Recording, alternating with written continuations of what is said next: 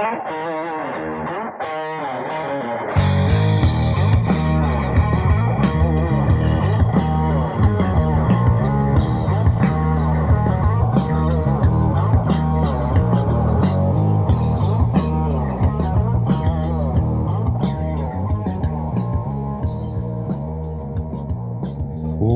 is going on, everybody? How you doing? Welcome to another episode of Talking Buffalo, your weekday daily driver for Buffalo sports talk and more. My name is Patrick Moran, and thank you so much for watching, for listening. However, you're taking in this podcast, and I'll tell you what, Monday's podcast, our live reaction to the Buffalo Bills victory over Jacksonville, the busiest episode ever in the history of Talking Buffalo. Over 1,200 episodes, closing in on 8 years. It was the busiest episode, most downloads that we've ever had. A great sign that this show is just continuing to grow. So please, if you're not doing it already, make sure that you go to Apple or Spotify, YouTube, wherever you consume this podcast. Make sure you subscribe, hit that follow button. It really helps us continue to grow. Today's show, as always, is presented by the law office of William Mattar. Heard in a car, call William Mattar, 444-4444. Call William Mattar today to get the compensation that you deserve. Folks, Wednesday podcast, midweek, Bills, Broncos coming up Saturday, 4:30 p.m., CBS. I'm going to be honest with you. Matt Warren from SB Nation joins me, and I'm just very happy. I mean, you were going to be on win or lose this week, but to be able to have another game to talk about, I'm happy. I was very nervous. I think nervous is, I mean, it's a simple word, but it's the right one. I was very nervous about this Jacksonville game, and I was not confident. I didn't necessarily say the Bills were going to lose. I didn't think the Bills were going to lose. I picked the Bills to win on my pregame show by 6, but I never really truly felt confident in that. So to get over that hump and just to be able to have you on this week to talk about, well, I mean, we're going to do what we usually do, but to be able to talk some about a divisional round in this game, it feels great, man. What's going on? How you doing? Yeah, I agree with you a lot. I thought the Jags were probably the most complete team in the AFC playoff picture. And I mean, we'll get into it when we get into some of the positional rankings. I think they made some poor decisions, some young coach decisions, but they certainly showed that they belonged in among the top teams in the AFC. And so they were always the biggest hurdle as far as I was concerned. And so getting them in the first round was kind of scary, like you said, anxious, nervous, whatever you want to say. And I had that conversation with literally everyone who wanted to talk with me about the game. I'm nervous. I don't know, man. It's a toss up for me. And so obviously the Bills were able to put that together. I did want to say off the top, though, I was kind of surprised that you weren't at the Golden Globes being nominated for the best podcast. Amy Poehler. Ultimately, Amy Poehler wins. Amy Poehler deserves it for sure, but I figure you should have been nominated. Well, I appreciate that. Do they have a Buffalo podcasting awards? I will challenge anybody who wins. I'd love to get in a ring with them, man. Put the gloves up. But anyway, yeah, Amy Poehler's podcast, by the way, it's great. I've listened to at least the first 6 or 7. I remember when it launched, and really good conversations. And I'm a big fan. I want to say something too. I've made a decision. I want to let people know this off the bat, and then Matt and I are going to get into our positional analysis from last week's game.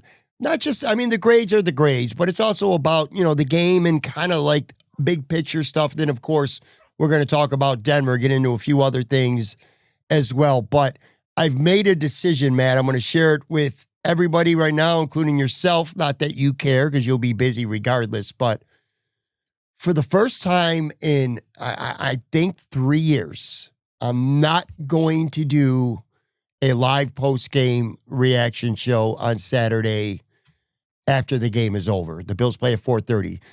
Every Bills game now for, like I said, probably the last, for sure, 2.5, maybe even 3 years, since we started going daily, which was in early 2023. I've always done a live post-game reaction show. I've decided I'm not going to do that this game, this week. And here's why.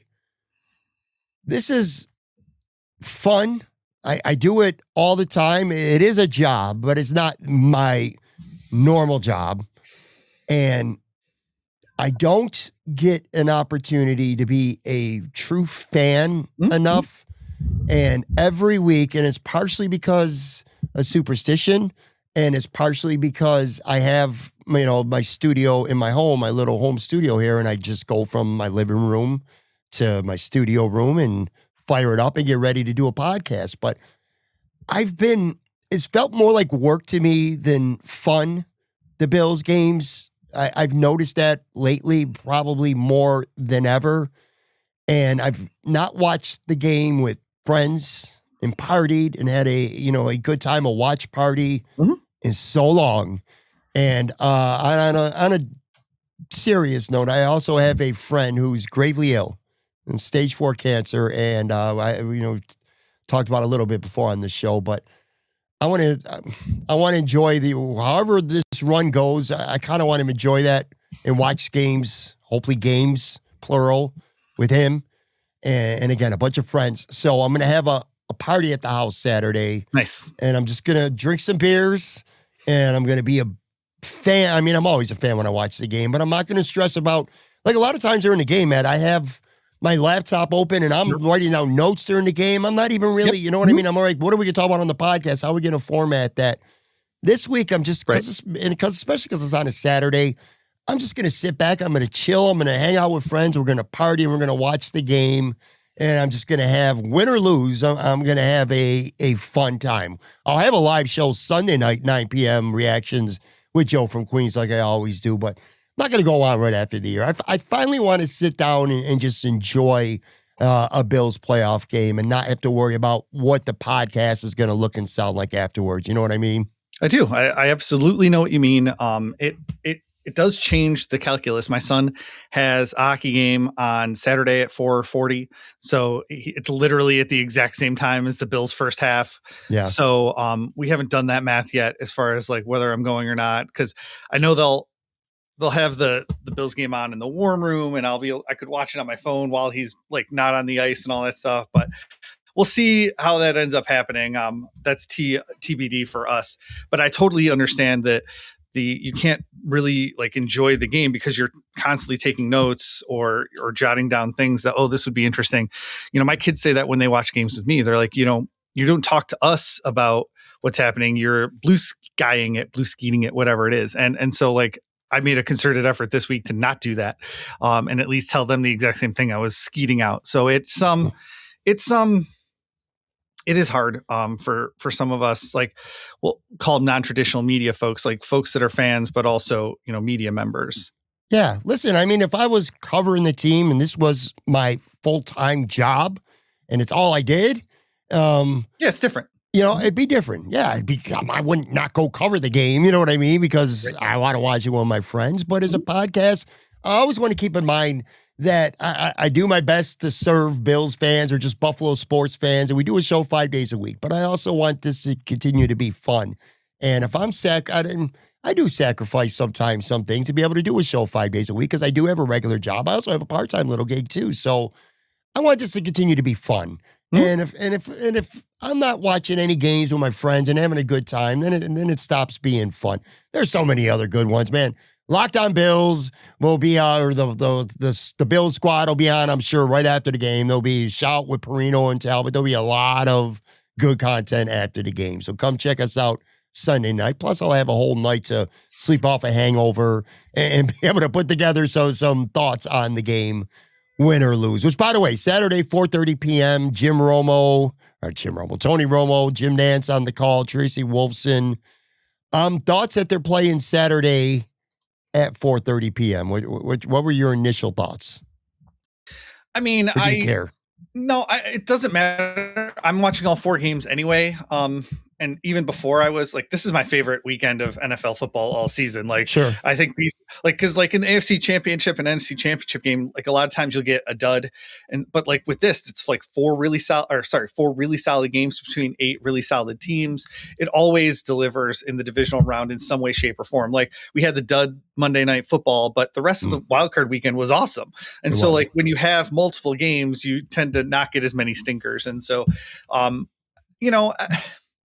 looking at the other teams that are playing this weekend and all that stuff, like Am I surprised that Bills Broncos is in the afternoon slot? No, I figured it would be in one of those afternoon slots because the AFC was going to be in both of the afternoon slots, in my opinion, with the AFC South and the Broncos not being real national quote unquote brands right now. So it didn't surprise me that they were in the afternoon. Saturday afternoon, it also didn't surprise me because I knew that the Monday Night Football winner was probably not going to play on Saturday. So it always made the most sense that they were going to be in that Saturday afternoon time slot, even if I had hoped it was going to be after my son's hockey game. So, it doesn't surprise me, no. Let me say this too, by the way, circling back for one quick second to what I said, we're not going to do a live show. And a big part of it is because I just want to be able to enjoy being a fan and having fun with my friends and drinking some beers. I'm also very superstitious, like I said, and there's things that I am superstitious about. Why I don't watch the game with friends. It's partially superstition as well. Another one is this, and trust me, I listened to it just like everybody else. Tony Romo was straight up speaking gibberish at times. And there's a bunch of articles. I mean, he was horrible. Some fun noises. He had noises. Yes. Yeah, it's like, what is he even saying? I get all that. But here's the funny thing. Again, I'm actually happy that it's a CBS game, and I'm happy he's on the call. Not because he's great. He's not. Not anymore, anyway. But I don't know, and maybe somebody out there could prove me wrong. I always feel like Josh Allen plays great football when Nance and Romo are on the call. I know they had that one. I know they were on the call in 2022 when he lost to the Bengals. But aside from that, he's almost always played good, especially in the playoffs. Although, to be fair, he plays good in the playoffs no matter who's on the call because he's just that guy. But I don't know. It just felt to me like I was like happy because I always feel like Tony Romo's, to use a Joe from Queens term, ball washing Josh Allen because Josh Allen is just playing great. So I actually love that part of it. I hate it because, and we'll talk about this maybe a little more at the end, this team is so injured and they're so banged up right now. And Sean McDermott's going to have so many decisions to make. And I knew they were playing on Saturday, and I didn't realize this until Tuesday or Monday night.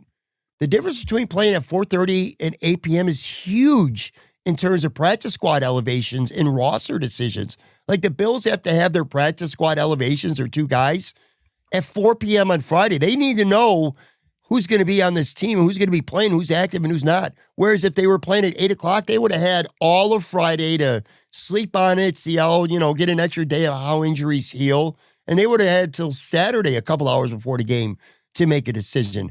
That's really stupid, by the way. It's a 3-hour difference, but then a whole almost 24-hour difference with the roster freeze, before the game. For a team like Buffalo right now that's got a lot of iffy players, not to mention Oliver and Samuel back this week too, potentially, having that extra day would have been big. So that's what I hate the most about them playing at 4:30 instead of 8. And we should note that we're recording on Tuesday in late morning. Yeah. The Bills are going to be practicing today, so there will be some injury updates that come out between when we record this and when the podcast actually gets released, and potential signings and tryouts and all this other stuff. Absolutely. And I do want to say as well, I'm not going to play the clip on this show. I would invite everybody to go back and listen to yesterday's show. I had Jay Skursky from the Buffalo News on, and really good stuff. Some good stories there. Anyway, he was relatively confident that Ed Oliver and Curtis Samuel could both play on Saturday. I mean, he thinks it's very realistic that both of them could play. Again, having that extra day might end up being a difference. It might make Sean say, I got to err on the side of caution. Who knows? But anyway, you're right. We are recording this. They're going to have a walkthrough on Tuesday, so we're not going to learn too much, except that that is going to be a laundry list of injuries on that injury report when you're listening to this Wednesday. But yes, you're right. I'm sure Gabe Davis is definitely going to go on IR, and there might be a couple of maneuvering. Wednesday is the day when most people are listening to this where the Bills are having their full practice for the week, and that'll be pretty telling with Oliver and Samuel. We'll circle back to that. Let's get into our weekly positional analysis, and going back to last week, we'll start at quarterback. I just want to say this before I turn over to you. I'm not going to give you any numbers or anything else. I'm just going to say this. It's one of my favorite games of Josh Allen's career. Just as a fan, immensely proud to have a quarterback like that on your team. I'm going to tell you, he got hurt not once, not twice, 3 times in the first half of this game. And to do what he did in the second half, that throw he made off his back foot to Brandon Cooks, anticipating what was coming. I mean, he hadn't even gotten past the defender yet. That throw, the 2 touchdowns, just when you had to have it, he gives it to you. But just the toughness. And we talked about this on the show with Skursky yesterday. His leadership, his toughness is such an underrated aspect of his game. We all see the special talent, but the intangibles that Josh Allen has is just what makes him so incredible. Anyway, you can talk about it any way you want with the numbers or anything else, but I just want to point it out. That was one of my favorite games I've ever watched him play for those reasons. Well, it wasn't one of my favorite games to watch Josh Allen because he got the shit beat out of him, and I don't like watching that. So you mentioned the 3 injuries from the first half, and that doesn't even include what he came in with. So he was really dealing with 4 injuries by halftime, and I felt bad for the dude. I was the one writing it up at Buffalo Rub Leagues too, so I kept updating it. Like, holy crap. People talk about Josh Allen putting on the cape, and I've always preferred Captain America for Josh Allen. And it almost felt like that in this game where it's like on that last drive, he's just like, he's bloodied, he's like dirty, he's beaten up, and he like straps the shield to the broken shield to his arm at the end of Avengers Endgame. And like, it's like, I could do this all day or whatever. I know he doesn't say that at that particular point in time, but like it felt like an I can do this all day game from Josh Allen, and he was just not going to be stopped. Running game was crickets. Allen put that team on his back. It was an MVP performance despite just being 306 yards. 9 different Bills had a catch. I tracked not the last touchdown drive, but the first touchdown drive of the fourth quarter. And it was all Allen. It was just him standing up and being like, not today. And, Dalton Kincaid for 7, Dawson Knox for 24. He hit Gabe Davis in the chest, which I'm going to bring up in 1 second. And Davis dropped it, understandably. Khalil Shakir, he scrambled for 5, then the tush push, then the Dalton Kincaid touchdown pass on the fake bubble screen. Like it was, we had 6 yards from James Cook. That was it on that drive. And the rest was Josh Allen. He refused to let the Jacksonville Jaguars win this game. And it was a hallmark performance from him. It was just the epitome of the Josh Allen experience. Before I get off of it though, I've seen a couple people talk about him throwing a hospital ball to Gabe Davis. And I just wanted to at least bring that up with you. Like, are we really giving Josh Allen grief for that pass? I'm not personally, but I'm just wondering like what your thoughts were on that particular pass that got Gabe Davis injured. I maybe we're seeing different things. I haven't seen it. I totally believe you. I'm sure you have. I haven't. I think not from Bills fans. It's from like national folks. Like, he throws that. And Davis knows he's going to get hit. That's why he drops the ball. Like, there's 3 guys that were converging on him. I didn't feel like it was like I'm certainly not absolving Josh Allen, but I certainly would not call that a hospital ball. He threw it where Davis could have caught it and protected himself. And I'm not saying it's numbers. It hit him in the numbers. I'm not saying it's Davis's fault either. Like when I think of a hospital ball, I think of like you're leading a receiver into a giant hit, or you're making him stretch. You lob it up in the air, and he's got to lift his arms up to expose his ribs. Okay, so you're on the same page with me. 100%. That's absolutely not a hospital ball. It's an unfortunate part of the game. If I'm going to be angry at anything, and I know this is going to sound like a bitter Buffalo fan, that was it was a low hit. A lot of people would say I think it was Wingard. It was a dirty hit. If he doesn't hit him low like that, he gets hit. Maybe he doesn't catch the ball because the ball's already coming out. He dropped the ball, but he's not hurt. He certainly doesn't tear his ACL on that. That's not on Josh Allen. No way. That wasn't even a lob. And it was a bullet too in the middle. What's the point of running receivers across the middle if you're not going to be able to throw it to him? It was a first down pass and hit him right in the numbers. No way. I did give Josh Allen an A+ to bring it back to the positive side of this whole thing. I don't know. Everybody was giving him an A+. Again, 306 yards. It's not like you look at the stat line and are like, oh man, this is like, vintage Josh Allen, but he did complete 80% of his passes to 9 different receivers. And so it's like, there were really good things in the stat book and like really kind of like head scratching things in the stat book. But when you watch that game, I don't know how you play quarterback better than he did in this game. I don't think you can. Given the circumstance, I don't think you could play any better than he did. There was one play in this whole game where I'm like, man, that's really on you, Josh. One bad play And that was when Cooks beat. How does Brandon? right. Well, we'll talk about Brandon Cooks. Yes. Jesus, how does this guy keep getting? He does though. But Wide anyway, he freaking beat open. somebody, and Josh put too much on it, and he overthrew him. That was a mistake. Outside of that, there wasn't a ball that Jacksonville had two hands on to almost intercept. I mean, no way. I mean, Cooks dropped the ball. Gabe Davis dropped the pass, so he had 7 incompletions, and at least off the top of my head, 2 of them were drops. And you look at the QB comparison between Trevor Lawrence, who's at least paid like one of the top 5-10 quarterbacks in the league, and then you look at him across the line with Josh Allen, and it's not even comparable. Like in the group chat at SB Nation for our .com coverage, I was like, I think I know how this ends. They're going to drive down the field and kick a field goal and tie this game, and the Bills are going to have to win it in overtime. I've seen this script before. Yeah. And one of the other guys is like, oh no, Trevor Lawrence has had so many near interceptions, it's going to be intercepted. And like literally like 30 seconds later, that's exactly what happened. For one game at least anyway, I don't think wins are a quarterback stat, generally speaking. Right. But this game it was because of the quarterback and pretty much nothing else. I kept saying to myself, wow, if you flip Josh Allen and Trevor Lawrence on these teams, I think Jacksonville wins by 3 scores. Oh my God. Yeah, the Jaguars run away with that game if you flip quarterbacks for sure. Yeah. We'll move on to other positions. I'll just say this. Josh Allen at this point in the playoffs, like his stats are dominant, like all-time best quarterback kind of stats are in the playoffs. And I know Colin Cowherd is just full of hyperbole. They all are. But I don't know if you heard his comments where he said he thinks he's the best, like he's better than Elway. He said he's better than Marino. He said he's more talented than Mahomes.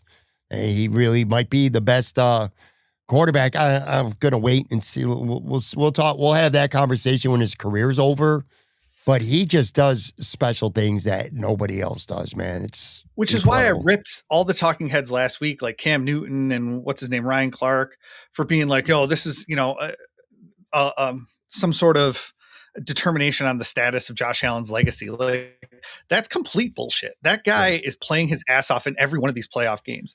He took the lead in 13 seconds left against the Chiefs. Like it wasn't his fault that they lost that game. Like you go down the list of everything. And then I had people in my Twitter responses being like, you got the ball back with the chance to beat the Chiefs last year and they lost. Like, yep. And he also hit his tight end in the hands on that, on a play that, might have been his fault with the offensive line call, but he also was the only reason they were in that game. And so on offense, so it's so disingenuous to say that Josh Allen has cost them in the playoffs. It's just flat out wrong. I've never figured out if people who have that take say it either because they truly believe it or because their intention is just to get a reaction from people. Whatever way you look at it, though, it's just it's a really dumb line of thinking to have. It's just no other way to say it. It's just really stupid. And I'm going to admit something too. As much as I want to say, I'm glad that Allen played well. I'm glad McDermott coached well. We'll talk about him later. And that the Bills won this game.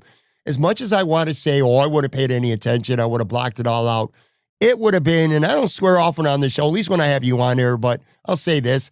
It would have been fucking annoying to have to listen this week to the Ryan Clarks and the Cam Newtons and all these national talking heads, clickbait, attention-seeking idiots out there, whether it's national, local, whatever it may be, that the Bills can't get over the hump. They can't win on the road. Sean McDermott is this, and Josh Allen is this.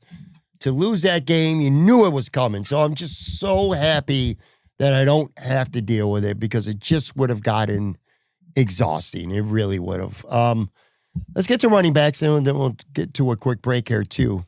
Not a lot, really, in the running game. Not that should be too surprising. Jacksonville came into the game number 1 in the NFL in rush defense, and they held to that because the Bills really couldn't get anything going on the ground. James Cook, 15 carries for 46 yards. That's it. No other running back had a carry. Of course, Josh had like 11. It felt like 100 carries. Frank Gore did catch 1 ball for 6 yards, and James Cook caught 2 balls and only had 5 yards. So, not really a lot to the running backs in this game. Yeah, I give him a C plus, but that's not being critical of Cook. That Jags defense was legit, and I think CBS did a nice job of highlighting that. How normally James Cook can get away from that defender on the edge, or James Cook Yes. can have the vision to create on that, and Jacksonville just did not let that happen. So again, we're going to talk about this with the offensive line too.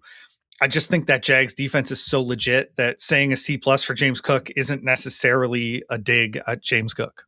Yeah, I'm going to give him a tiny bit of criticism. Not a lot, but a tiny bit. And by the way, to play you're referring, Trayvon Walker, what a great play to sit there and because I'll tell you what, if he doesn't make that play, Cook bounces that back. You can see it on the film, the All-22, number daylight.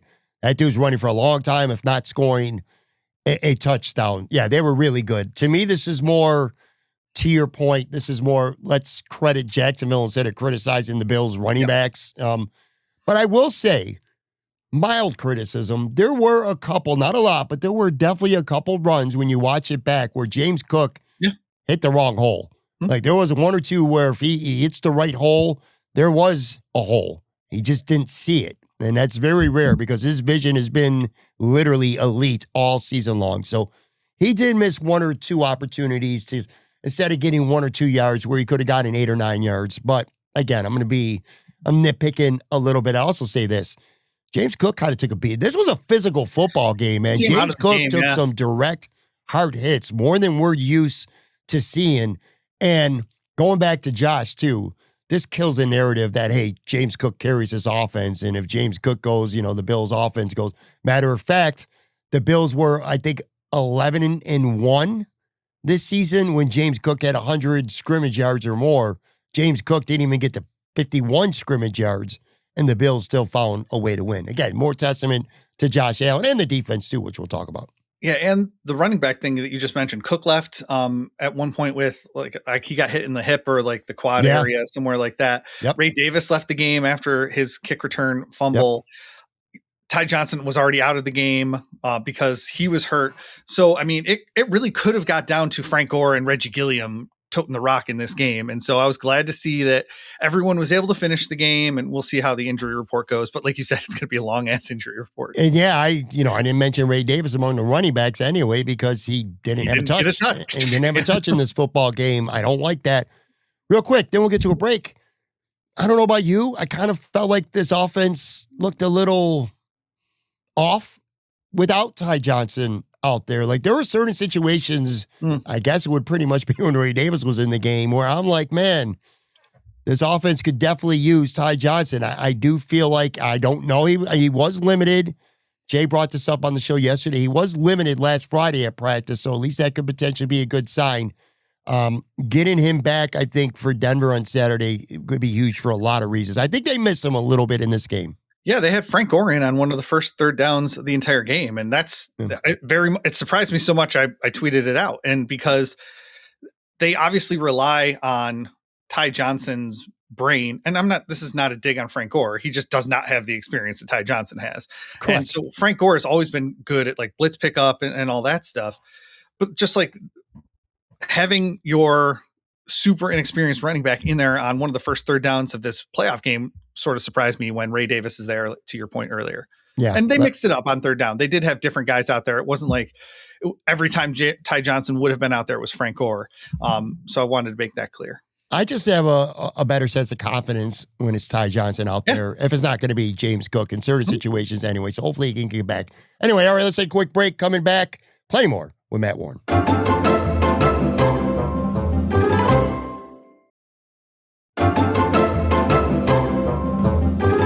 All right, talking Buffalo presented by William Matar. Matt Warren from SB Nation is with me. We've been talking Bills, positional analysis, wide receiver, Khalil Shakir, a busy guy, man. 12 catches, 12 targets, 12 catches, 82 yards. I feel like he's not getting the love he deserves this week, by the way. Brandon Cooks, 3 catches for 58 yards. Keon Coleman had a big catch for 36 yards. Tyrell Shavers, a catch for 14 yards. Banged up his knee. We'll see how that goes this week. And Gabe Davis, 2 catches for 14 yards. Unfortunately, we talked about earlier, he tore his ACL on that play, and he's now done for the season and sure well in the next season as well. See how that plays out for him. But anyway, wide receivers. I gave them an A for this game. I thought it was a really solid game from the group as a whole. Yeah. Especially because I think Brandon Cooks actually caught that ball. I don't think that they should have overturned that based on the video evidence, considering the Jaguars had a very similar play that was called a catch and stayed a catch. So that kind of, irked me during the game. So Cooks was open deep on at least two other plays as well. One where Josh threw him the ball and one where Josh didn't. So whatever they're doing with Brandon Cooks is working, and it's going to give Denver something to think about at the very least. Even if Josh didn't hit that pass, even if he didn't throw it to him on the other time he was open, they have to respect Brandon Cooks, which Rex Ryan talked about it on Get Up on Monday morning. It's like, this guy was on the bricks. Anyone could have had him. And the Bills were able to use his skill set better than anybody else. And so I'm glad they were able to get him in the fold. Shakir was all over the field. Those bubble screens worked, and then they faked off of it too, which just very good long-term planning by Joe Brady, the offensive coordinator. Everybody contributed. It was a really solid game from the entire wide receiver group. Going forward, it's going to be tricky.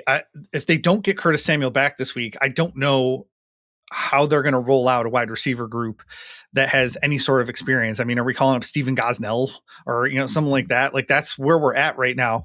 Elijah Moore is on the Broncos practice squad. So that would be an interesting signing. I don't even know if he'd want to come back, frankly, because of how it sort of ended here with them replacing him.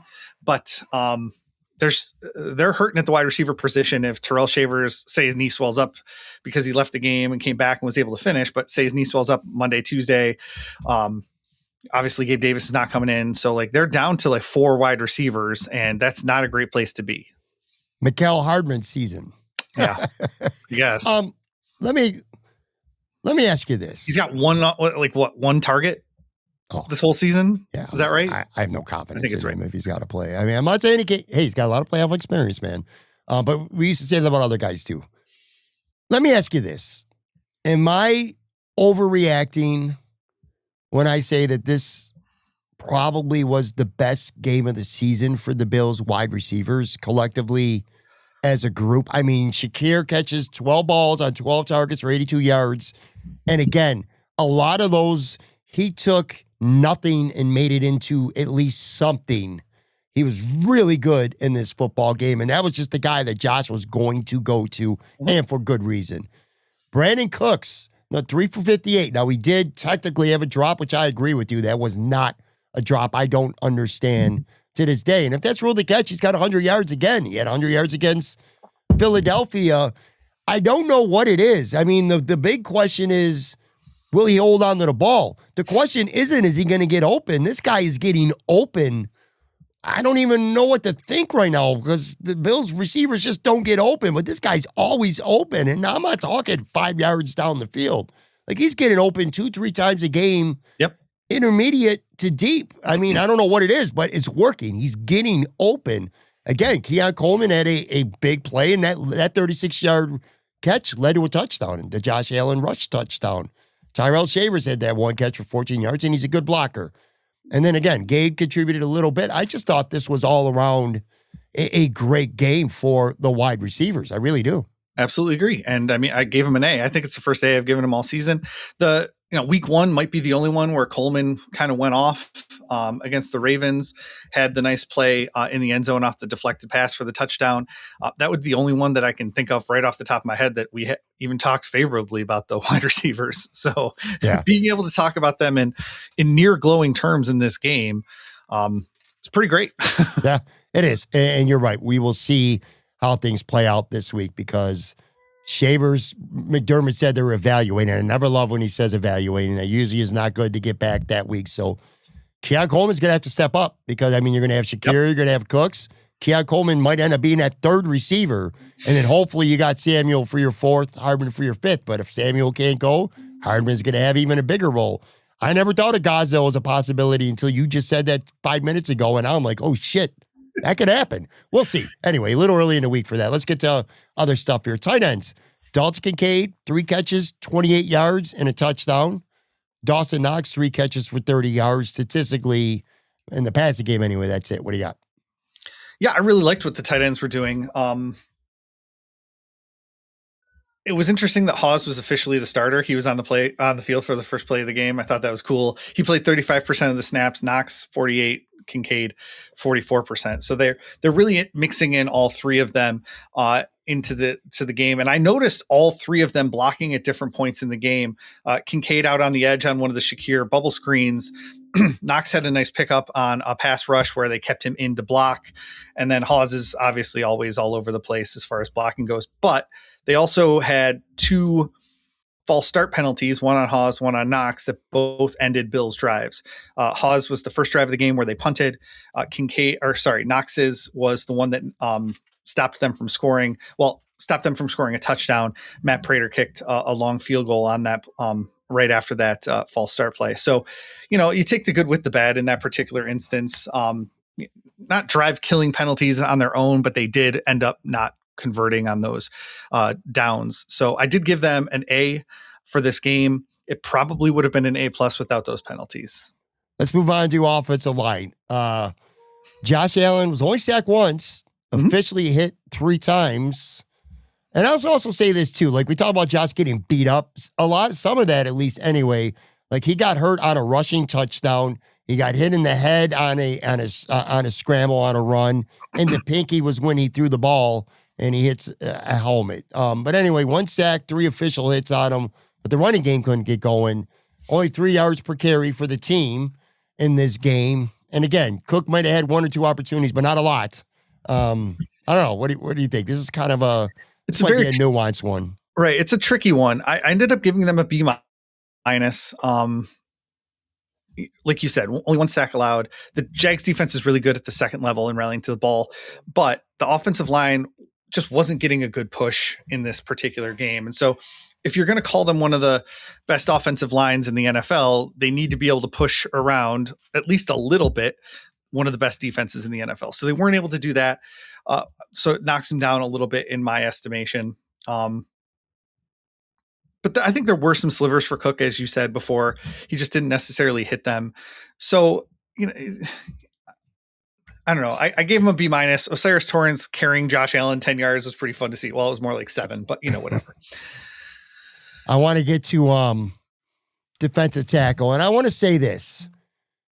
Sometimes you look at a box score and you will make a conclusion, and then you will watch back a game on film and you will see things that maybe you don't remember in real time, or little things that might not even show up so much on the stat sheet, but just ended up being so huge. And there's 2 players in 2 specific plays that I'm talking about here. Number 1, Deion Walker. All right, you look at the box score, 3 tackles. It's like, okay, not bad, so. But he knocked out a pass. Dan Orlovsky from ESPN pointing this out too during some film study. There was a play, the tight end for Jacksonville, Strange, was wide open running down the field. It would have been a big play, possibly even a touchdown. He said at worst, he catches the ball and they're already in field goal range. Deion Walker knocked the pass down. It was a great play. Got his left hand up instead of the right one. All the coaching and everything. He did everything right, and he prevented a big play just by knocking that ball down because the play was there. Strange was wide open. And I'm talking, this was a 30, 40-yard game if he doesn't knock that pass down. In fact, because Shaq Thompson almost got an interception on that play. It was just an outstanding play by Walker there. And then another one involving DaQuan Jones. Again, nothing popped out statistically, but there was a 3rd down scramble after Ray Davis had fumbled.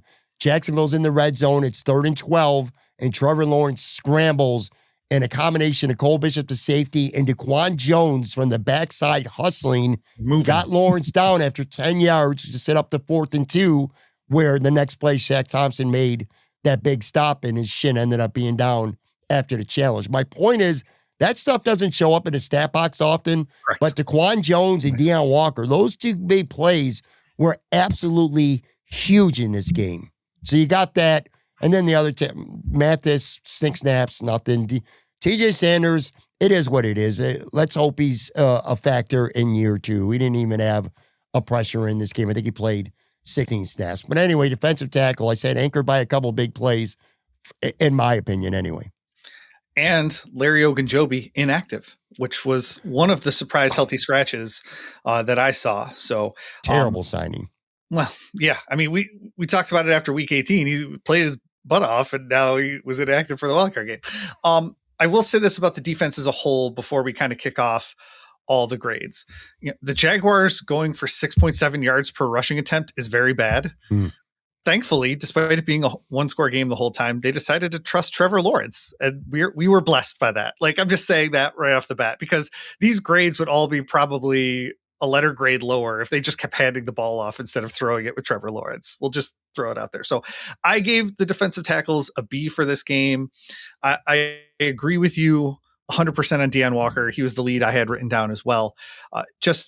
The other thing I did want to mention, he actually led this team in snap counts at defensive tackle. Like, a rookie doing that over Daquan Jones sort of surprised me.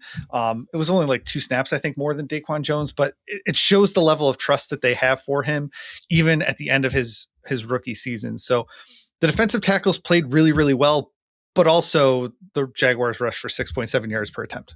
This team is being pulled not exclusively, but almost exclusively by veterans. And to see Deion Walker doing what he's doing, and the fact that he's a 4th-round rookie, God, it's exciting to think about his potential, his future here with Buffalo anchoring the middle of that defense. I think he's going to be a very special player. Edge rusher. Speaking of special players, man, Greg Rizzo's becoming that guy, dude. He really is. 6 tackles, 5 pressures. He had a sack. His presence was obvious out there.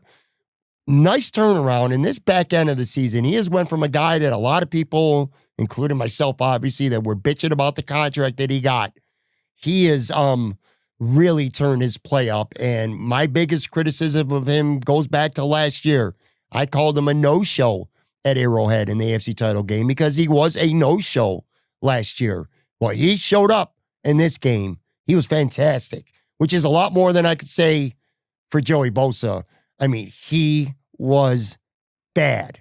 I don't know why this guy, who, by the way, has been traditionally throughout his career a good run defender, I don't know why he forgets to set the edge, but he does it every single game now. He is a liability in the Bills' rush defense. No tackles in this game. He had 1 quarterback hit. He got pancaked by a wide receiver. It was a bad game for him. Andre Jones did have a nice play, a nice rep. I told you he was going to play ahead of Matthew Judon. I knew it. And he earned his keep. I mean, he is what he is. He's the 4th defensive end. AJ Epinesa, nothing terrible, nothing great. But Groot really anchored this group in this game. Yeah, and Tim Graham over at The Athletic did a nice piece on Bosa. If you haven't read it yet, please go over, subscribe to The Athletic, pay for good journalism, and read that article. Yeah.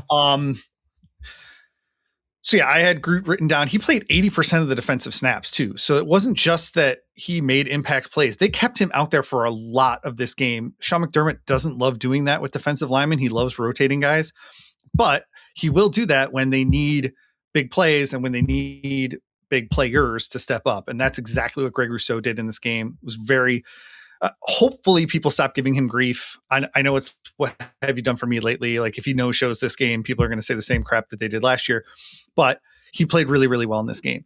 I didn't think Bosa played as bad. I haven't watched all 22, but I didn't think he played as bad as some people are saying. And as you said, there was one play where he had Taron Johnson on his outside. Then right before the snap, Johnson shifts inside, and then they got the corner on that. So he may not have known that Johnson moved, and he thought Johnson was there to get the edge. He did on one end around, was able to string it out for only a 2-yard gain. So I don't necessarily think he played horribly. And I think he had the pressure on that final interception to force Lawrence to throw the ball early. He made that nice move inside. So I ended up giving the defensive ends a B in this game because obviously 6.7 yards per rush. We already talked about that, but I don't think it was as bad for Bosa as even I know he'll say that, and his coaches said it, and the Tim Graham article said it, and all this other stuff, but I'm giving him a little bit of grace in this game. Okay. That's fair. Linebackers, Shaq Thompson. I keep saying it. I don't know what the Bills are playing this week if Shaq Thompson's not out there starting and making plays. I mean, he had an interception, which led to a 3 points for the Bills and a 3-point win. He had that key. He got on Lawrence in that shin play where the call got reversed. So that saved points right there. So Shaq Thompson was huge. Matt Milano on the very first play of the game, they run an end around to Parker Washington. Milano drills him. Yeah. Matt Milano has looked as good over the last maybe 5 weeks as he has in a couple of years. Just fantastic, man. Dorian Williams he played plenty of snaps as the third linebacker. He was fine. Nothing special, but again, he was fine.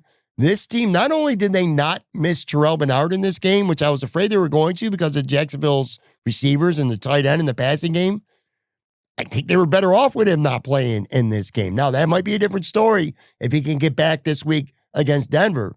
But this game, man, you needed everything they got from Shaq Thompson because I truly don't know that they win this game were it not for Shaq Thompson and Matt Milano. They were fantastic. And both of those guys played 100% of the snaps. So think about this. If you take Shaq Thompson off this roster, now you've got Dorian Williams playing 100% of the snaps and Balin Spector coming in for 40% of the snaps on defense. Like that's how different this team would be without Shaq Thompson in this game. And so to your point, he was obviously stellar in this game, led the team in tackles. Milano was all over the place, and Williams playing that 40% of snaps is kind of where I want to see him. They did bring him in to help start with the run defense. I gave the linebackers a B+ in this game, and hopefully they can get Bernard back at some point in this postseason, not necessarily to take Shaq Thompson's spot, but to be depth in case of injuries. Yeah.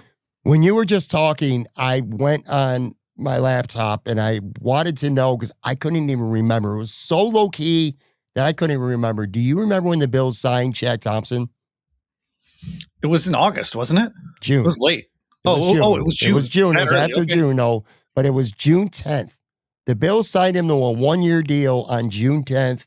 And I don't think anyone batted an eye. And I'm telling you, I don't think the Bills are playing football this week if you didn't sign Shaq Thompson. And if it would have been Andreessen or Spector having to play because Terrell Bernard got hurt, don't know that they win this game. Well, they did bat an eye. Everyone's like, oh, great. It's Sean McDermott bringing in another freaking Panthers player. Like that was the narrative at the time. And so I keep saying this over and over again about Gabe Davis, Jordan Poyer, Shaq Thompson. Like people want to crap on Brandon Beane about some of the misses he's had, but then refuse to acknowledge some of the successes that he has had. And Shaq Thompson is like the top of that freaking list. And Jordan Poyer and Gabe Davis are right behind him. 100%. Corners. If Josh Allen wasn't the MVP of this game, I feel like Trey White was. Dude, no kidding. Christian Benford, they both got beat on one play for touchdowns, which, whatever. Combined, they only gave up like 2 other catches in this game. It was just, Jacoby Myers got 1 catch for 12 yards. Those guys were just outstanding. Teron Johnson got away with what could have been a bad game. It just felt like it was there to get beat. Fortunately, it didn't really happen. He kind of got away with a pass interference on the field on one play too. But yeah, I mean, his team was anchored by the outside corners against a very scary wide receiving unit. Now, Parker Washington got off. He got his. But all things considered, Brian Thomas Jr. had 12 yards receiving, I think, or something like that. Jacoby Myers had 12 yards receiving. I'll take that 10 times out of 10. Well, and the way people were talking about Jacoby Myers coming into this game, he transformed the Jacksonville offense, and the Buffalo Bills were having none of that. So, yes, Trey White, I want him re-signed. Maybe we can, let's make sure he gets healthy through the rest of the season and then resign him. That dude has played his butt off this year and has totally earned another contract. It was such a cool moment for him on that final pass defense that led to Cole Bishop's pick. And then he also had another near interception at the end of, or the beginning of the second half. I couldn't remember if it was in the end of the second quarter or the beginning of the third quarter. So he was playing his butt off, like we said, all those near Trevor Lawrence interceptions. Because Washington did go off, I think most of that was on the safety help over the top, which we'll get to here in a second. I ended up giving them an A-. I did want to talk about the Christian Benford defensive holding call that I thought was really soft. And I'm hoping that I'm really hoping that Matt Milano like grabbed whoever it was on the underneath route and like it was just. I think it was. I know what you're talking about. I kind of feel like it was Milano. Romo was blabbering on about that, but it was probably one of the few things that he was right about. It was a third down play, it led to a first down. The Jaguars eventually scored the go-ahead touchdown on that drive. So like on the stat sheet, Benford getting called for that penalty allowed the Jaguars to score a touchdown. Yep. So like it's at least in the mix, but it was a super soft penalty if that's what they called. So I gave the cornerbacks an A-. I thought they played really, really well in this game outside of like one or two maybe plays. I feel safety is a legitimate mixed bag. Jordan Poyer got hurt, and that sucks. And the defense suffered for a while after that. So the good and the bad. The good, of course, was Cole Bishop, who not only, listen, great position. He heads up, comes down with the ball, seals the game. That was awesome. I can't tell you. It would just go down in the stat box as 2 tackles or 1 solo and 1 assisted tackle. He might have saved a touchdown with a shoestring tackle. In fact, he probably saved a touchdown with a shoestring tackle. And he also was in on that Daquan Jones 3rd down conversion where Trevor Lawrence ended up getting hurt. He's so good. He really is. I mean, people are, it's not, I'm not going to say he's going under the radar because we all know about Cole Bishop, but I actually think he's even better than a lot of people think he is. I mean, he is just, I don't know what it is. He went from looking like a clueless rookie to an 8-year veteran in a matter of maybe 6 weeks, which can't possibly just be coincidence with Jordan Poyer being out there with him. I just feel like he learned so much. But anyway, Cole Bishop, absolutely fantastic. On the other end, I'm a Jordan Hancock guy, and I'm not going to be out on Jordan Hancock, at least certainly going forward for the future especially. But this moment just felt like it was too big for him. He got thrown in the game after Poyer got hurt, and it was bad. He got beat. And I mean, he wasn't just getting beat. He was getting beat bad. One of the big things this week, which we won't know. I mean, people are going to listen to us on Wednesday. We don't know. Is he going to start?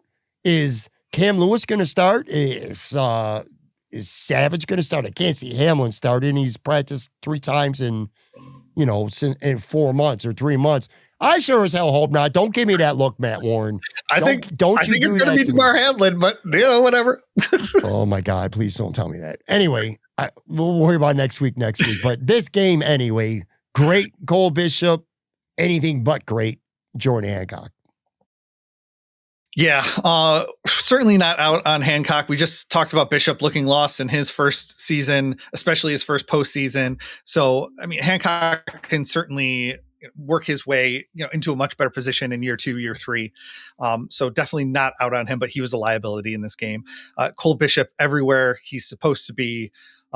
You said you don't want to say that he's flying under the radar, but he did a post-game interview after this game, both on the field and was up at the presser, taking questions and things like that. And we just haven't seen that a lot. So I do think he's a little bit flying under the radar, and I'm not going to say he's going to be like a defensive captain next year or anything, but he's certainly turning into one of the leaders of this defense from that safety position. And it really, I remember writing about this and reading about this in July and August about how his command of the secondary and the back 7 or the back 6, 7, whatever, of the defense has just come so far from year 1 to year 2 that it's just been really nice to see it actually play out during the games. Sometimes we talk about training camp and it like goes away and nobody ever talks about it, but it really did start back in July for Cole Bishop. Last point too, with the safeties, I'll say this.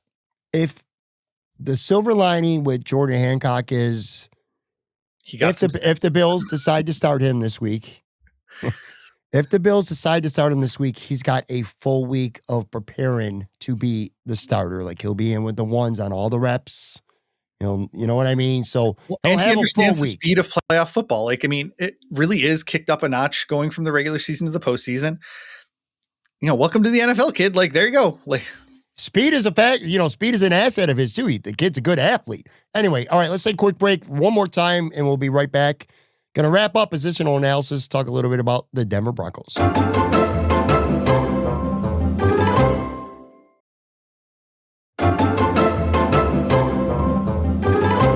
Special teams. All right. Well, man, you Here we want to talk go. about one extreme or the other. There's the one real bad. Ray Davis is fumble, which in fairness to Ray Davis, I will say this, didn't end up costing the Bills points. Were it not, though, for Shaq Thompson, Daquan Jones, Cole Bishop making individual plays, the Bills go down 14-3. I think they may be in huge trouble in this game. That just can't happen, Ray. It can't happen. All-pro kick return. He was named All-Pro last week since we recorded this, but that was bad. The good. I was very, very concerned about Matt Prater. A, just physically even getting through the game, and B, being effective and missing a kick. This was huge advantage coming in Jacksonville, of course, with Little, who, as Sean McDermott joked, was warming up from Easter Warwick, hitting balls through the uprights. Matt Prater was not just 2 for 2 with field goals. He made a 50 and a 47-yard field goal, all 3 of his extra points, while Little missed justifiably a 54-yarder at the end of the half. Wisnowski had a punt that went inside the 4-yard line. So the kicking game was really strong for the Bills. The coverage was fine too. But Ray Davis, you got to strike the unit for that mistake, because that was the only turnover of the game for the Bills. And it could have been really costly. Yeah, I give the special teams an A and then knock it down an entire letter grade to B for that Ray Davis fumble. The kick return fumble, this goes back to, I don't know if you ever read TMQ over at page 2 on ESPN. The kick return fumble is the most impactful play in football. It's the wildest swing because your defense just gave up a score in all likelihood. And so they've just had a drive where they got run over or passed through and they're tired, and then immediately have to go back out and defend a short field. And so just because it can be back-to-back scores so quickly with a tired defense, it is the most impactful turnover that you can have.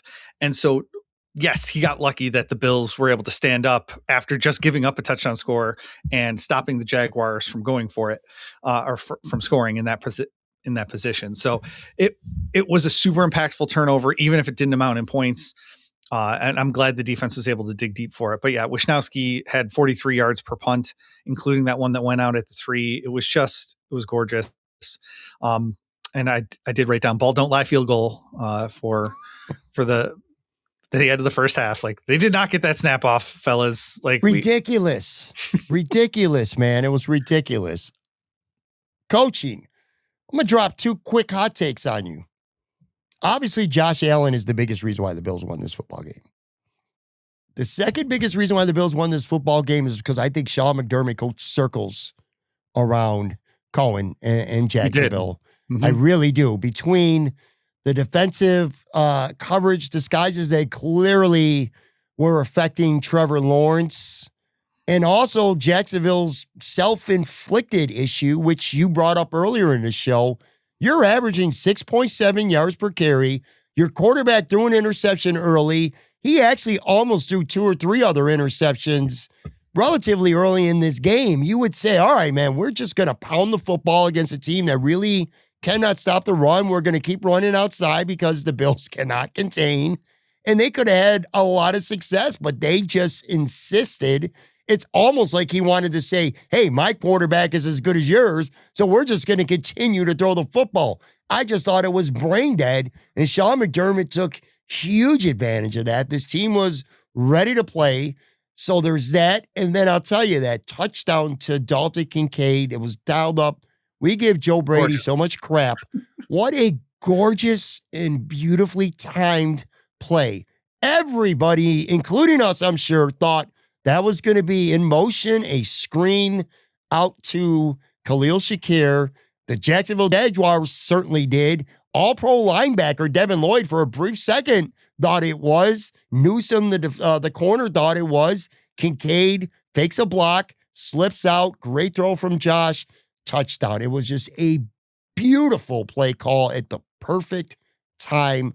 I thought coaching for the Bills was a huge asset in this game. I gave them an A for the game as a whole. You made some great points about the offense. The defense, Liam Cohen talked about it in his post-game press conference. the Bills disguise their coverage better than anyone. And I know Tony Romo talked about it during the game too, but Liam Cohen also brought it up after the game, where they give you this, they give you a man look and then switch to cover two or whatever, vice versa. So they were able to really disguise what they were doing in the secondary. And that's obviously what got Trevor Lawrence in trouble several times. So that, again, coaching, beautiful. I think Sean McDermott's biggest mistake that he made in this game was how he threw the challenge flag on the Trevor Lawrence fourth down thing. First of all, he waited too long, and then he just was like, eh. Like it was just like the weakest, wimpiest red flag throw that I can remember seeing. Bill Belichick used to like get so pissed with that thing and just like slam it into the ground or throw it as far as he could. And McDermott just kind of dropped it, and that kind of bothered me. I want more leadership out of my red flag throws. In all seriousness, I do want to talk about the end of the game. 70 seconds left. Bills first and goal from the 1 yard line. People in our SB Nation chat were saying the Bills should run out more clock before they score. And I said, I don't want to do that. And people were giving me a little bit of pushback on it. And Sean McDermott, to his credit, talked about it not just Sunday, but also Monday in his press conferences. He's like, all you need is, one false start, one holding call, one something like that. And now it's a slip. A slip, second and goal from the 5, or, and with the clock running, obviously the Bills had their timeouts, but so the time wasn't, I wanted them to score that touchdown more than I wanted them to take 60 seconds off the clock. If that makes sense, or in this case, it would have been 40 seconds because the Jaguars didn't have any timeouts left. So I fully agreed with Sean McDermott that they should have scored on that play. And I think Jacksonville let them score, to be perfectly honest. They didn't really provide much, I don't know, of a defensive wall on that last touchdown. They let them score. They said they did, I think. Yeah. Okay. So again, do I want the Bills to take a dive at Connor McGovern's foot so that's second and goal from the 1 and they run 40 seconds off? Not really. Just because I think there's too many other variables that go into a play like that. We've seen the Eagles be called for false starts. We've seen Josh Allen slip. We've seen fumbles on those plays. Get the touchdown, worry about the defense later. And so I did want to mention that because it became such a post-game narrative that McDermott should have tried to bleed more clock. And he said he's going to go back and review it and see what other teams have done in those situations. But I do think that it was the right call to go for the touchdown on first and goal from the 1. Do you remember on last week's show, we were talking about, I was fighting with fans on Twitter because I was furious that Trey White was still in the game for 5 snaps after Max Searson got hurt. And I told you at that time that I always get talked off my takes. I'm not somebody who will die on the hill of every take I have. I'm more than willing to say, you know what? That's a bad take. I'm wrong. I think this guy's right. I think this girl's right. I think I'm gonna change my mind here. Initially, I was on that. That's a bad decision right now. You're leaving this team way too much time. I was worried. Kicker. Yeah. With a kicker who could kick the ball from literally 66 yards. Okay. So initially at the time, that was my first instinct. And I also was saying, because I was thinking about it a little bit in real time too. I'm like, yeah, bad things could happen. But I think there's a bigger chance that Jacksonville gets 2 chunk plays and kicks a field goal to send it to overtime than there is a false start or Josh Allen slipping or something like that. I thought there was a better chance. I think that's fair. Jacksonville scoring than Josh Allen making a mistake or a bad snap or a false start, like you said, knowing that, hey, you know what the count's on and you know you can't jump. Nobody's going to hold, all that stuff. So I thought there was a better chance of it. That was my initial take. But then I was like, you know what? Just imagine if Sean McDermott didn't score on first down and he has Josh Allen not even take a knee, but just kind of go straight down, you know what I mean? Where the ball is kind of, and then something does happen. A bad snap, a false start. Now it's second in from the 5, and they ultimately don't score. Can you imagine how hard people would have came for him for not taking the points? Now, in fairness, I think when a coach is in that situation, it's lose-lose unless you win the game. Had the Bills lost that game, say Jacksonville, they take the points, and Jacksonville goes down and they tie the game and then ultimately win it in overtime. He would have got crushed for being stupid. Even though it would have been wrong, but he would have gotten crushed for scoring the touchdown too early. Just like he would have gotten crushed for not scoring when it was there and they were giving you the touchdown.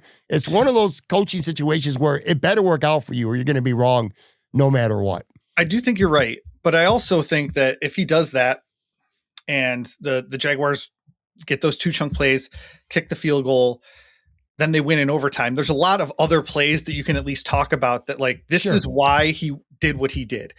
And so you can say, they should have gotten a defensive stop at the end of the fourth quarter. They should have scored a touchdown in overtime. They should have stopped a touchdown in overtime, whatever it happens to be. So there are other butterfly effect things that happen after that you probably point to more.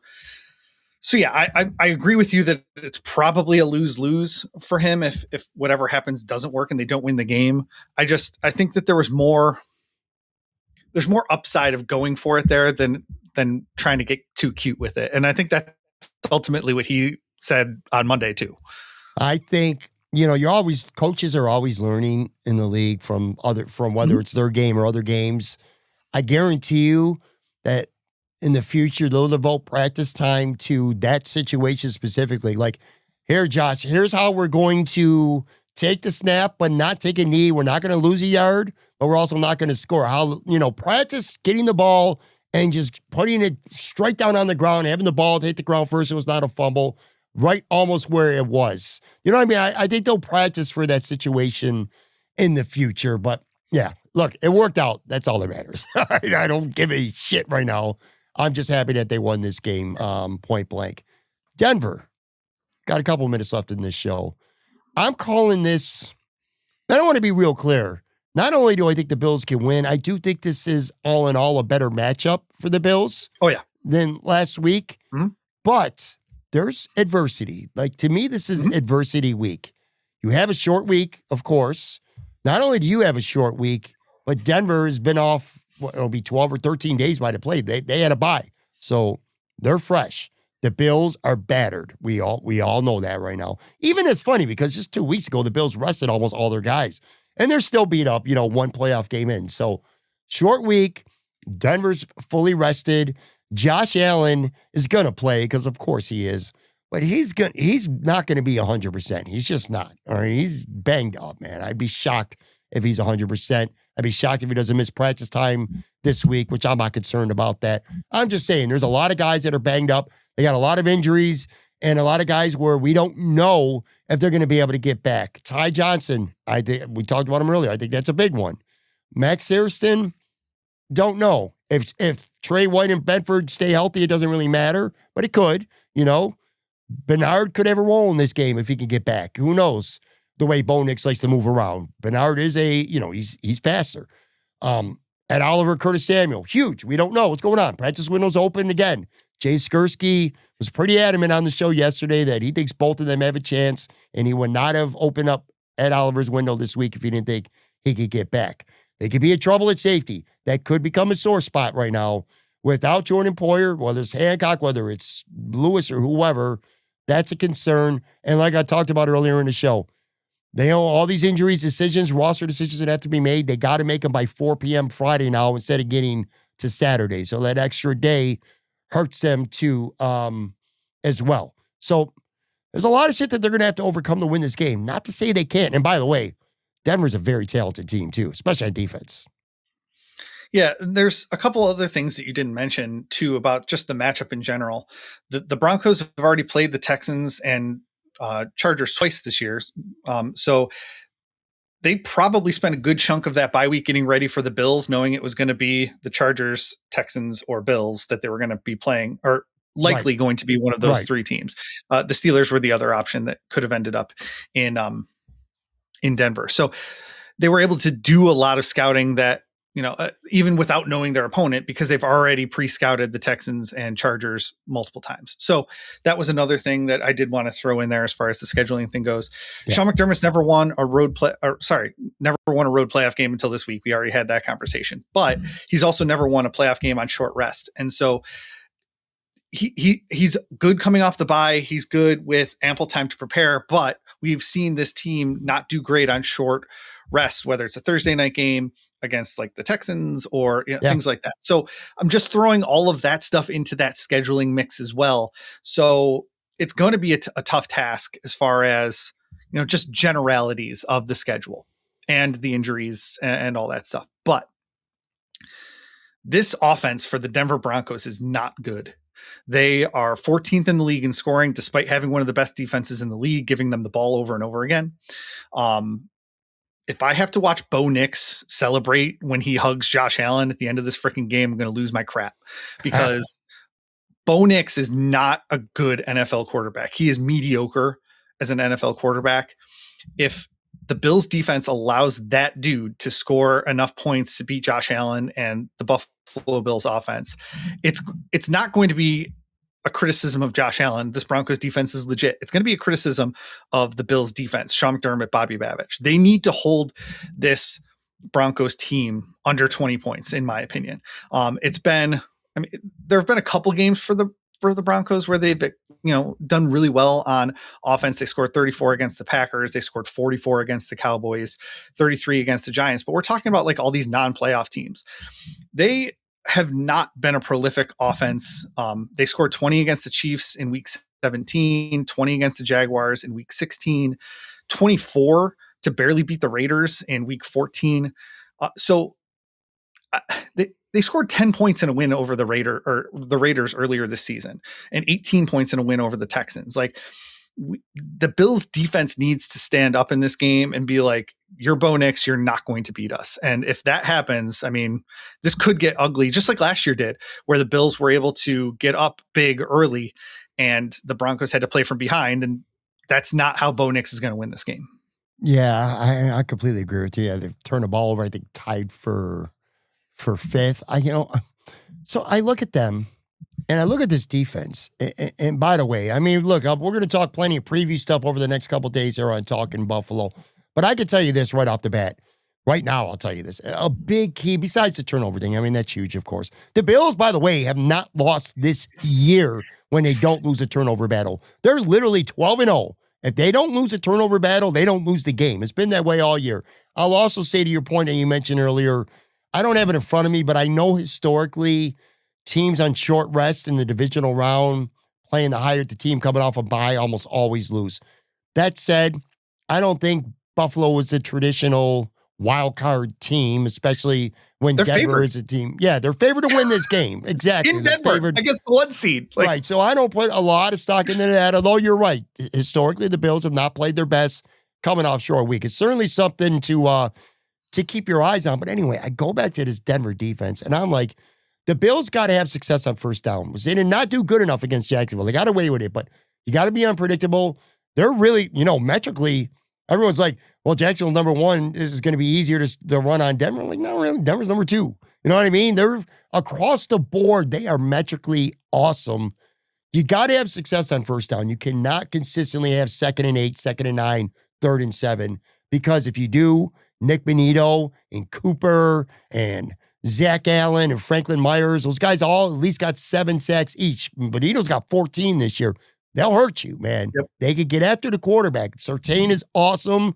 They got an all-pro safety. There's a lot of talent on this team. But then I'm like, well, okay. I'm looking at, their schedule. I watched the Jacksonville game. I saw Jacksonville put 34 up on them. I've seen, Washington put up 26 on them. There's plenty of other games where they've given up, a lot of points. Not a ton, but a lot. In the 20s to 30, 32 points. They only beat the Giants 33-32 in Denver earlier this year. So it's not like this defense is invincible by any means. So I don't know. It's just like, why do they got so much talent on this defense? Well, why do they have so many games where, they gave up 26 to Green Bay? Again, it's not like they're not prone to give up points. One more thing too, real quick. Dad Brown, I want to point this out. Rochester-based Buffalo Bills beat reporter. He went to signature performances, and the top 3 offensive rushing teams against them all ran for over 100 yards. The top 3 passing teams against them, 2 of the 3 threw for over 265. and points allowed to the top three scoring offenses that they face, 34, 29, 24. So again, this is not necessarily a shutdown defense. I don't know. They can get after the quarterback, and we've seen the Falcons and Texans both shut down the Bills because of that. Hopefully, Joe Brady has learned from those two previous games against top-notch pass rushes and has like some sort of plan in place for that. I do know that's why they run some of those screens, is to sort of mitigate that. Getting James Cook out in space, like you said, success on first down, super important for all of those reasons. So if the Bills get behind the sticks, like they did against the Falcons, like they did against the Texans, it could be a very long day for Josh Allen again. And we'll have to see him put on that shield and say Avengers Assemble and all this other stuff. But if they can learn from those past mistakes and try to mitigate that pass rush, they can definitely hang 30 points on this team. Coaching is going to be, as it usually is, but in this game, I think coaching is going to be a huge factor. Can Sean McDermott and Bobby Babbage collectively come up with coverages and defenses that are going to confuse Bo Nix, just like it kind of did a good job against Trevor Lawrence last week and on the offensive side of the ball? Your point, is Joe Brady going to learn from some of his mistakes? Is he going to be, a little creative and get in his bag, be unpredictable, and not just smash James Cook in the middle of the defense for 1.5 yards on first down every time and then throwing a short screen on second down that they come up and play? Now it's 3rd and 8, 3rd and 7 all the time. That's going to be, to me, the biggest factors in this game. Let me, one last question, and we got to bounce. Sure. I don't like to look forward, but I did this last week and got away with it, so I'm gonna do it again. If the Bills are fortunate, we'll say that. If the Bills are fortunate enough to go into Denver and win, and they advance to the AFC Championship game, what's your preference? Would you rather go to Foxborough and play the Patriots, or would you rather go to Houston and face the Texans? Because it's going to be one of those two teams, obviously. I'd much rather go to New England because the horror show that has been the Bills in Houston against that defense, even though Houston's offense was absolutely brutal in that wild card game, I think the Patriots are going to wipe the floor with Houston personally. I tweeted out even before the end of the game, I'm like, man, the Bills Patriots AFC Championship game is going to be so much fun. So I don't see Houston getting past New England, but if they can, I would still rather go to New England. Well, I put up a Twitter poll shortly before we started recording this, which is, again, late Tuesday morning. And, well, it's already up to like over 300. So it's a nice little sample size. The vast majority of fans agree with you completely. Overwhelmingly so. 74% of fans would rather go to Foxborough than Houston. I do disagree about one thing. I do not think New England's wiping the floor with Houston. Nobody's wiping the floor with Houston. That defense is too good to get Their wiped. offense is so bad. They are so bad, but their defense is so good. I mean, look, I know it's the Steelers, but not one, but 2 defensive touchdowns in that game. They could get to Drake May, man. And if they could get to Drake May and make his life a little bit hell, I'm not saying Houston's going to win. And by the way, so we're clear, I prefer New England too, but with this one caveat. If the Bills are going to lose, if you're going to tell me ahead of time, the Bills are going to get to the AFC Championship game and they're going to lose, I'd rather go to Houston and lose. I know what you're saying. Because, oh my God, for New England to bottom out like they did, rebuild, second-year quarterback, and not only get to the Super Bowl before the Bills, but to beat the Bills to get to the Super Bowl, that is an offseason narrative that I just don't think I'd be able to digest. I would be sick about it for months. So I'd rather lose to Houston, but I'd rather beat New England. Let's just put it that way. Beating New England would exercise a lot of Tom Brady owning the Bills, hating the city, bitching about the hotel or whatever the city used to do when he used to come to Buffalo. That would be great. Beating New England to get to the Super Bowl. If you can't beat Kansas City to get there, beating New England is the second best option. There was no way it was ever going to happen based on the seeding, but I thought that running the gamut of beating the Jaguars to avenge 2017, beating the Texans to avenge 2019, and then beating the Patriots in the AFC Championship game to go to the Super Bowl would have been a nice little run. Numerically could not have happened, but when I saw the 7 playoff teams, I'm like, that could be an interesting little playoff run for the Bills. Yeah, that would have been really cool. Well, win or lose, Matt Moran will be on with me next week. Tomorrow, like I said, Benjamin Albright, NFL insider based out of Denver, one of my favorite guests. I cannot wait to get some Denver perspective from him on this game. Friday, we're going to have our full preview, bowl predictions, all that stuff. Not sure who's going to be on with me yet, but working on that. Plus the Sabres retro night on Thursday. A lot of the 20-year reunion, a lot of those old guys are going to be back in the building. We'll talk about that too. That's going to be a lot of fun. Like I said, no live Saturday show after the game this week, but we'll be back Sunday, 9 p.m.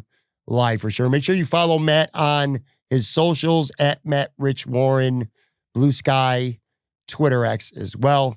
Appreciate you as always, buddy. Fun show, man. Yes, it was. Thanks a lot for having me. All right, guys, be back. Benjamin Albright joins me tomorrow.